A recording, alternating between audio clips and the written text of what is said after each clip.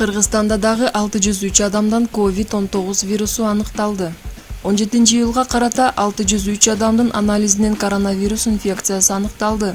Бул тууралуу эртең мененки онлайн маалымат жыйынында Коомдук саламаттык сактоо башкармалыгынын башчысы Айнура Акматова билдирди.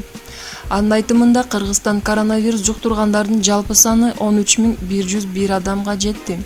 Жаңы катталган бейтаптар: Бишкек шаарында 300 адам, Чүй облусунда 82, Ош шаарында 67, Ош облусунда 42, Жалал Абад облусунда 48, Баткен облусунда 53, Талас облусунда 5, Ысык Көл облусунда 6 адам.